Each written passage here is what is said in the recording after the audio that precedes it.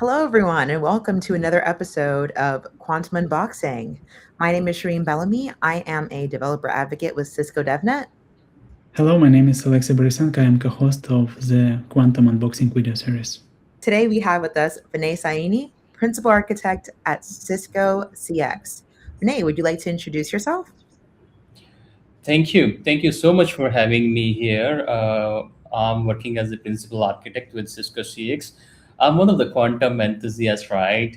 Many years back, when I first heard about quantum is coming up and the quantum computers are becoming reality, that really excited me. And since then, I'm doing experiment, learning on my own, and it's so fantastic to see that, the quantum computers are becoming reality now. And at Cisco, how we are embracing this change, how we are including that in our products, it's so amazing to see that. Happy to share what I know. We're excited to hear what you know. So, if you're getting started with, I guess, quantum and PQC, where would you recommend starting?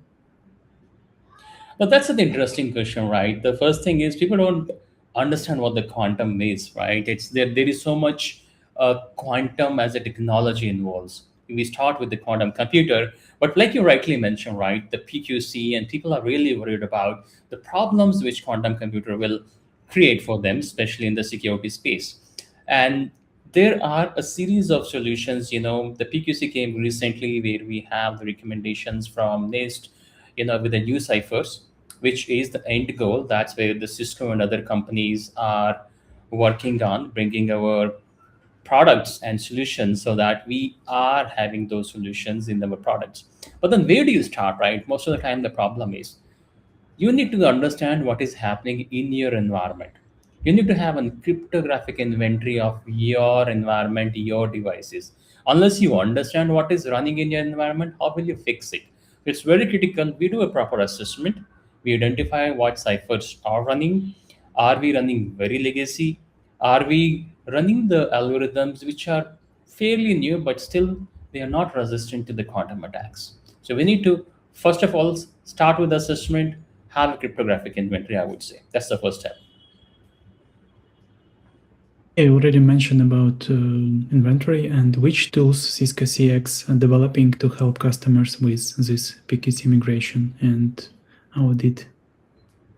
Right. I mean, so most of our customers, they come up, right? They say, okay, Vinay, you are recommending us, you need to have this kind of a cryptography inventory, but how do we do that? And that's where Cisco services come into the picture. We are working on the specific tools, which when deployed at the customer side, will collect the inventory. We will go through, to understand what kind of a ciphers are running and then isolate them into different categories, which are susceptible to the attacks from the quantum computers.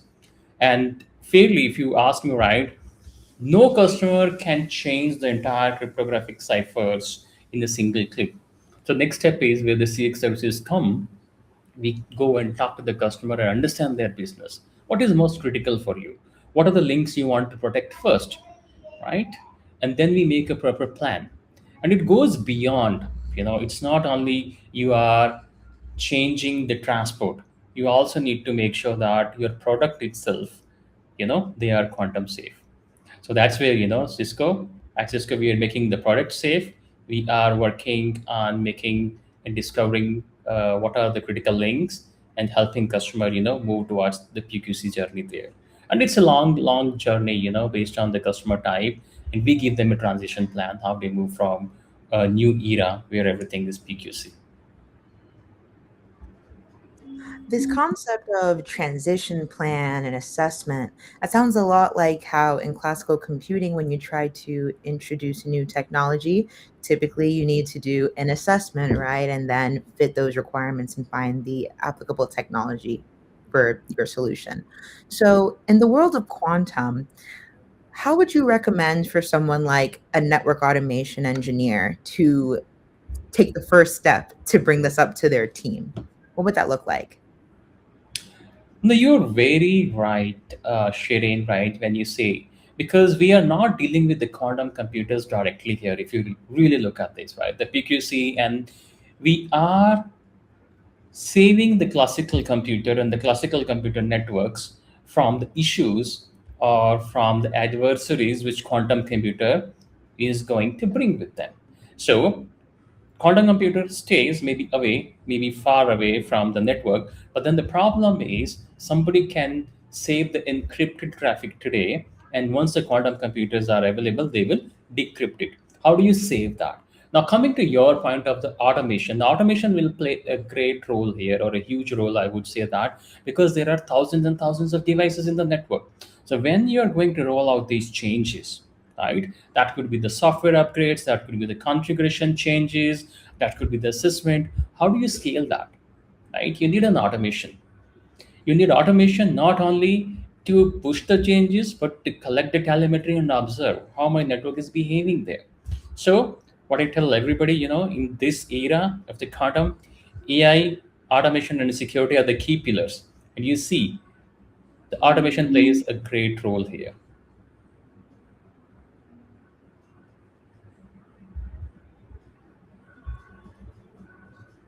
Yeah, thanks.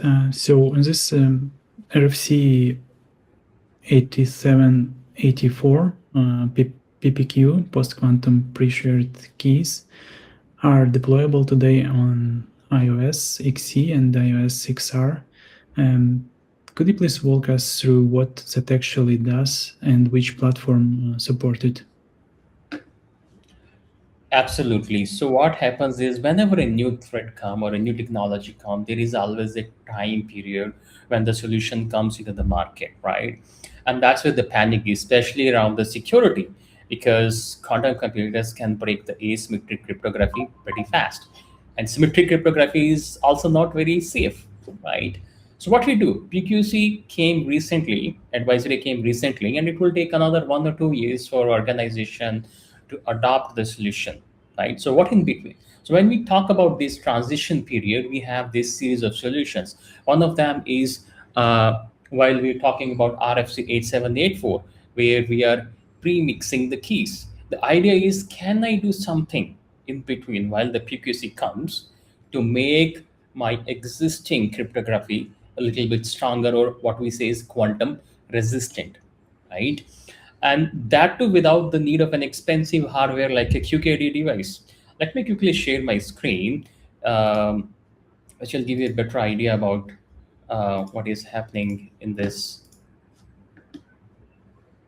area, right? So what you see on the screen is talking about iOS XE or iOS XR. These were the transition solutions where you have the PPKs, right? That's where the RFC 8784 comes into the picture. And then you have the another mechanism of sharing the keys. See, the entire idea is the entire mechanism of asymmetric keys is unsafe. Taking advantage of that, quantum computers can steal your data. So the idea is, I use something where my symmetric keys magically appears on the both the ends, and that's where we are using these mechanisms here. So manual PPK is nothing. It's very similar of configuring the PSK keys what we configure on our systems. But then what we're doing is we are mixing it with the RFC 8784 protocol. It's a guidance on how you mix the keys. And then another option is the QKD devices. You can have the external QKD devices which are using the specific quantum channels. The technology could be, the entangled photons there. And then you have the same key appearing on the both ends. So what we do on the Cisco router, we have a protocol called skip. Using skip protocol, we take those keys from the quantum devices and use it for the cryptography. Now, the challenge with this approach is the QKD themselves having the limitation of the distance. As of today, at the time of this recording, the QKD devices, they cannot work more than few hundred kilometers, right? So while the advancements are happening in this area. Uh, and the last one is more about the internal testing, and this is not available for the customer on iOS XE. This is more as how do you generate these keys in the software, right? So we have a Cisco SKS module which engineering team uses. Similarly, we have the same setup for Cisco iOS XR, right? You have these options of the pre-shared key, which is there from a day one. Pre-shared key, it has its own problem because you need to manually put the keys, and you cannot have the complex keys and all. You have the Cisco SKS server. Now the difference here in iOS XE and XR is you have an inbuilt SKS server in case of XR. The last one is QKD. It's very similar to XE. QKD devices are the external devices where you have entangled photons, and then you generate the series of symmetric keys on the both the ends, and using the skip protocol we consume to our devices. And this is how the secure key integration protocol, or sometimes we call it session key integration protocol, works. PPK source, you have these are the QKD devices, or it could be an SKS server, and then we consume those keys, right? And then we apply the different mechanisms of as listed in RFC 8784, so that we have a quantum resistant. And the typical question come, okay, Vinay, we have done all this. How do I make sure it's working right? It's very simple. Some of these, like the PPK, you can directly try in the software version of the routers. I did myself, and I can show you on the screen. You will see that this is an IPsec tunnel. When I used the configuration of the PPK, you can notice it's written here, quantum resistant, resistance enabled. So these are simple ways, if the automation teams or somebody want to try in the lab, they can really look at the working setups here.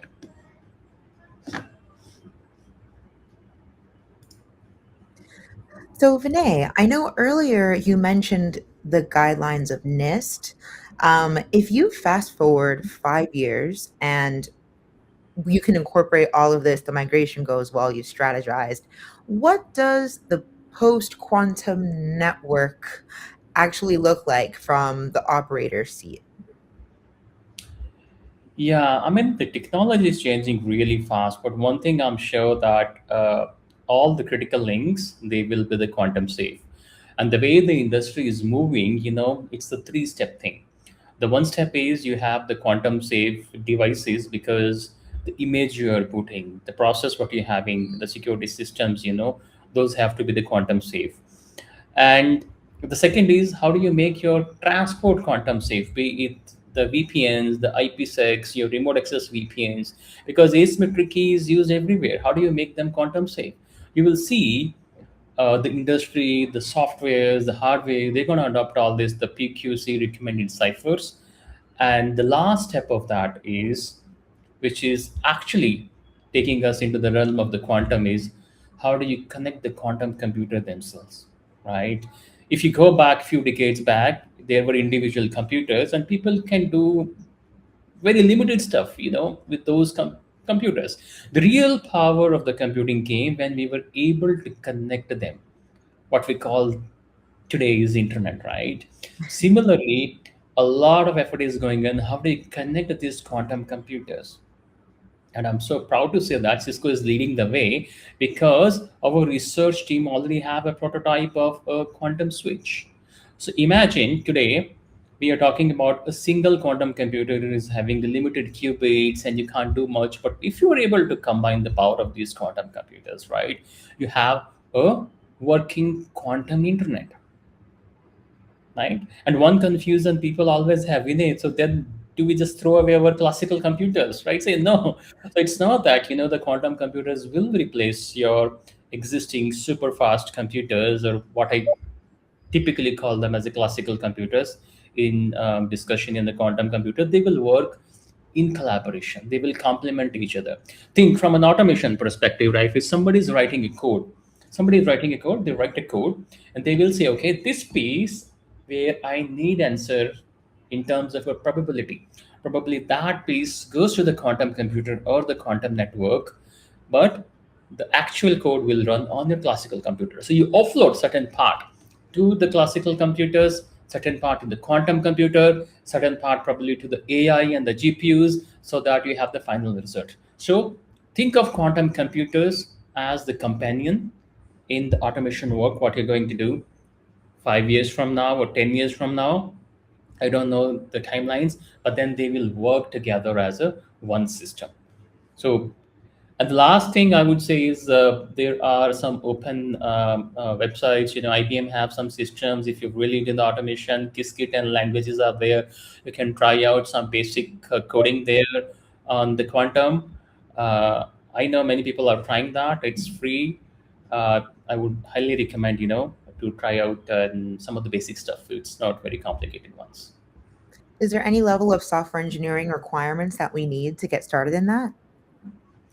No, I think it's very, very basic. I mean, as long as you understand the very basic logic on the Qiskit language, and there are many self-explanatory tutorials available. I have seen the freshers experimenting with those kind of coding. I think anybody can do that with 1 hour of learning on the Qiskit. And luckily for our viewers, all of these supporting links will be available on the Quantum Hub, right, Alexi? Yeah, you can find link to Quantum Hub and other talks mentioned during this video in the video description. Okay, so with that, I'd like to say thank you again, Vinay, for joining us. Any last words or points for our viewers before we sign off? No, absolutely. So this is an amazing time, right? Whenever we talk about any of new technologies, be it AI, agentic AI, quantum, there is always a little bit of chaos. And people typically come to me, Vinay, where do I start? I say just start somewhere, because unless you start, you won't go anywhere. And in these areas, one thing from my experience, what I have learned is there is nobody expert, right? So if you start, suppose you're a group of 10 people, you start today, a week later, you become more experienced than the rest of the nine. So start early. There is enough content available on the internet, right? Learn about the quantum, specifically if you are in Cisco, how it impacts the networking, security. You may not be going deep into the quantum physics phenomenon unless you want to do PhD in that area and planning to do higher studies. But then I would highly recommend start something on the networking, how the quantum networking will work, how the quantum computers will break security, and also on the positive side of the quantum. It normally scare people. Quantum computers are coming, everything's going to break, security and everything. But then think about the positive things with the which the quantum computers will bring. And also look at the ideas from an automation perspective. If you're writing a code, how do you offload? What are the routines? You know, those kind of things from an automation perspective as well. Thank you. Okay, so you've heard it here first. The resources will be at your fingertips down in the description below and on the Quantum Hub. Thanks again, everyone, for watching. Please remember to like and subscribe. Bye. Thank you.